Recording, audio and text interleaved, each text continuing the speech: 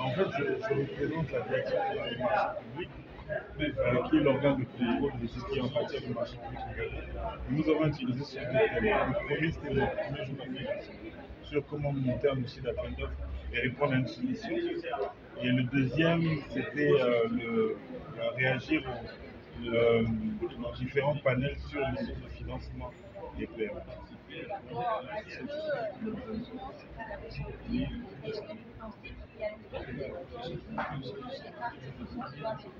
Non, non, malheureusement, il n'y a pas eu ça. Vu l'engouement, vu la participation, c'est vrai que même moi-même, parce que j'aurais bien aimé expliquer un certain nombre de choses, les participants sont un peu restés sur leur fin. C'est pour ça que j'encourage la RMP qu'il faut saluer l'initiative d'essayer de pérenniser ce genre d'initiative qui est vraiment très bien. Parce que les Gabonais ont besoin d'apprendre. Des fois, beaucoup de PME ne sont pas au courant de beaucoup de mécanismes. Et il est bon des fois de leur rappeler, de dire, mais voilà ce que Justement, quelles sont les difficultés rencontrées avec ces PME lorsqu'il faille enregistrer des dossiers pour les appels d'offres? Euh, la principale difficulté, c'est la structuration. Il faut que vous compreniez que être un bon technicien ne veut pas forcément dire que vous êtes un bon, vous êtes très bien, vous êtes bien outillé dans le montage des dossiers d'appel d'offres, parce que c'est un métier.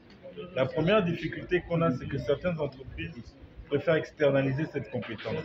Ils payent quelqu'un pour lui faire son dossier, alors que ce n'est pas bon. Non seulement vous faites confiance à quelqu'un qui le fasse mal ou bien, vous ne savez pas, et vous n'essayez pas d'acquérir cette compétence. Donc c'est le montage des dossiers, la structuration des dossiers pose déjà problème. Et c'est pour ça qu'on essaye d'expliquer à chaque fois au PME que ce n'est pas le prix le plus important.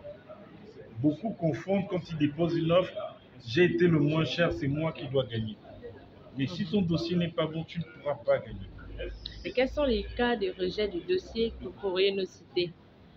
Le cas de rejet des dossiers, vous avez plusieurs, parce que les examens, c'est des examens préliminaires, examens techniques, examens financiers. Ce sont les trois étapes qui déterminent l'analyse d'un dossier.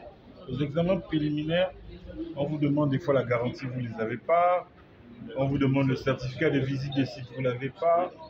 Technique, on vous demande un certain nombre de personnel que vous n'avez pas.